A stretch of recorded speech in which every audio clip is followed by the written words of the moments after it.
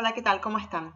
Este es un video relativamente corto donde lo que quiero hacer es darles algunos ejemplos de cómo aplicar el árbol de decisión ofrecido en el anexo de la guía de interpretación dado por la norma, por FCC 22000, para algunos peligros que he puesto a modo de ejemplos, ¿ok?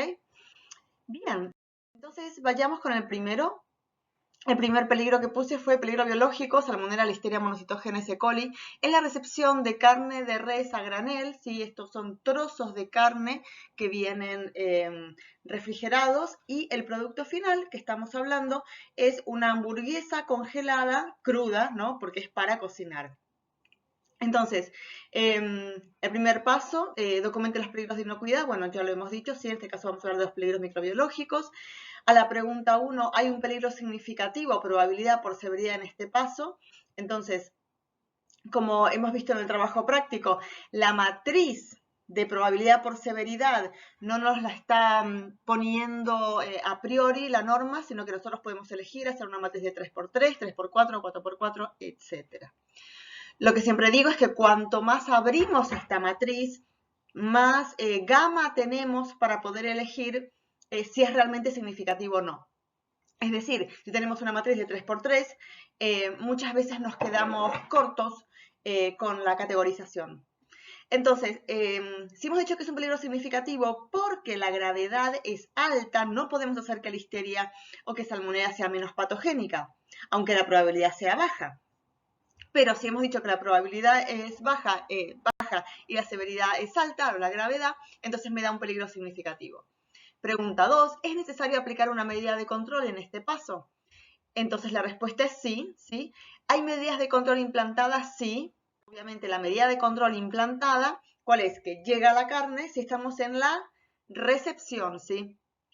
Entonces llega la carne y tomamos la temperatura, ¿ok? Entonces, la pregunta 4, ¿hay alguna falla en la medida de control con un alto riesgo, probabilidad por gravedad para la seguridad del producto? Y en esta pregunta tenemos que incluir los conceptos que pone aquí.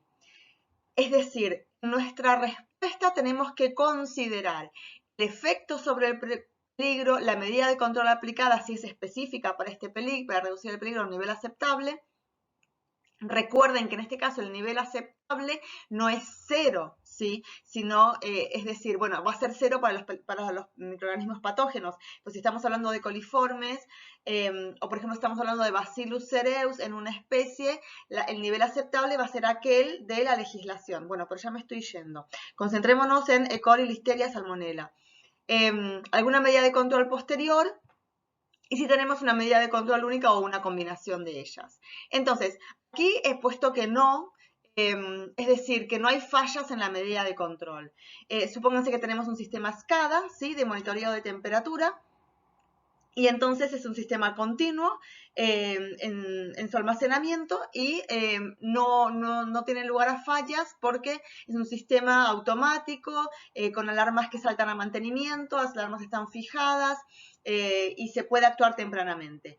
Ahora bien, si tenemos un sistema de monitoreo de temperatura manual, ¿sí?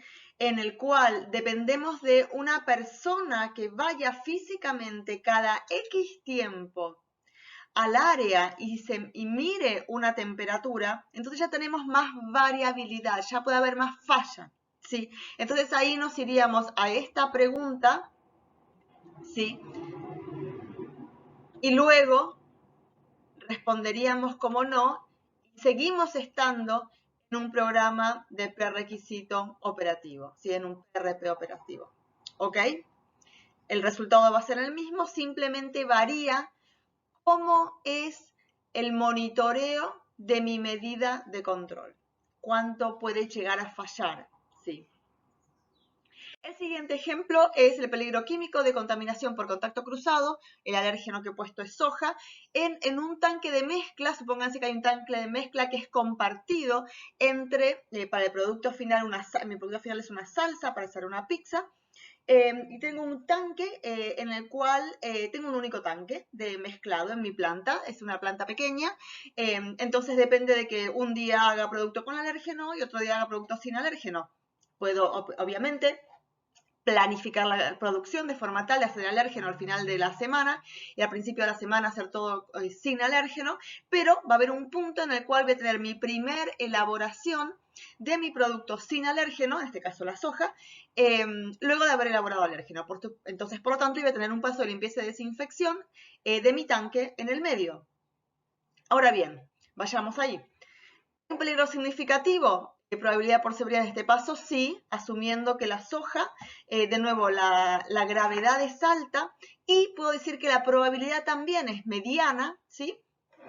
Supónganse una matriz de 2 por 3, esto daría un 6, etc. Me da que es significativo, ¿sí?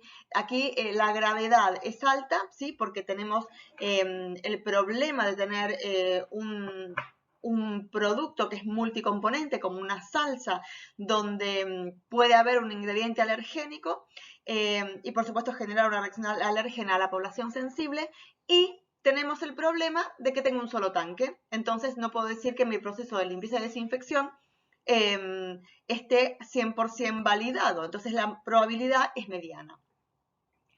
¿Es necesario aplicar una medida de control en este paso? Sí. Medidas de control implantadas, sí, que es el proceso de limpieza y desinfección, sobre todo de limpieza, sí, porque estamos hablando de sacar la proteína alergénica, no de sacar los microorganismos, que es el paso de desinfección, sí, ojo con ese concepto. ¿Hay alguna falla en la medida de control? Aquí de nuevo nos hacemos esta pregunta.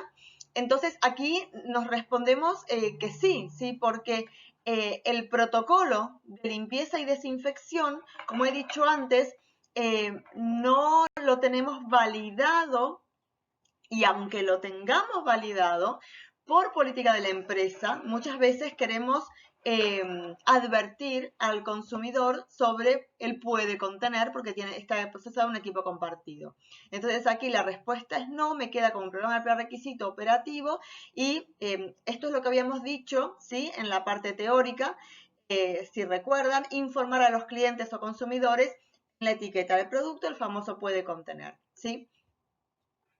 Bien, el siguiente ejemplo es el peligro físico, rebabas de equipos, ¿sí? Cada vez que elaboro un producto puedo tener roce de equipos donde el peligro es el acero inoxidable, puede ser 304 o 316, depende de cómo sean mis equipos, es decir, el material, pero el peligro físico de acero inoxidable en el producto final tengo que considerarlo. O de utensilios, sí, utensilios de pesado, de corte, etcétera.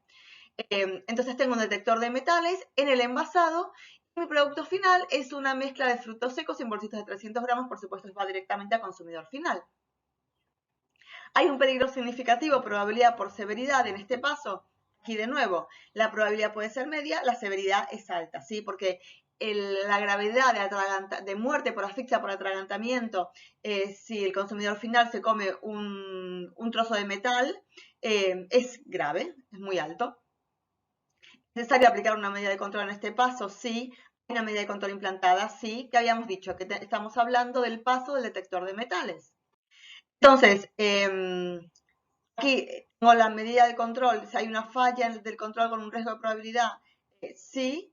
¿Es factible establecer límites críticos medibles? Sí, porque mi detector de metales está validado, verificado y calibrado para determinados valores de ferroso, no ferroso y acero inoxidable, y entonces esto me cae como un punto crítico de control. El siguiente ejemplo es, por ejemplo, para peligro microbiológico, específicamente Listeria monocytogenes, en el almacenamiento en refrigeración de producto final. ¿Sí? Por ejemplo, una tarta de queso lista para consumir. Entonces, un peligro significativo, sí, de nuevo, listeria es muy severa, no podemos hacer que sea menos severa, la probabilidad podemos bajarla, pero que sea muy severa por baja probabilidad ya me da significativo. ¿Es necesario aplicar una medida de control en este paso? Sí. ¿Hay medidas de control implantadas? Sí. Estamos hablando del almacenamiento del producto final en refrigeración. ¿Hay alguna falla en la medida de control? Aquí habíamos puesto que sí. ¿Puedo establecer límites críticos? Sí, porque el almacenamiento de un producto final microbiológicamente sensible muchas veces viene por legislación, pero también tengo que validarlo. De todas maneras, suele estar alrededor de los 4 grados centígrados. Entonces, esto me queda como punto crítico de control. De nuevo, porque estos límites críticos muchas veces son por legislación o por cliente, ¿sí? Muchas veces también me lo pide, pero los puedo medir fácilmente.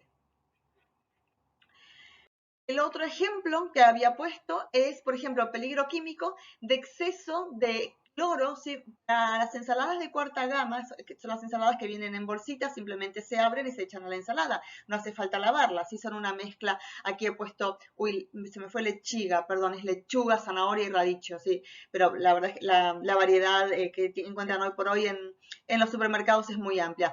Todas estas verduras se pasan por un túnel de desinfección donde hay un clorador que está echando cloro en continuo. Por supuesto, este cloro, en general me gustó poner este ejemplo porque siempre vemos el peligro biológico. ¿Qué pasa si el cloro es por debajo? Entonces tenemos el peligro microbiológico de que se desarrollen coliformes y Escherichia coli.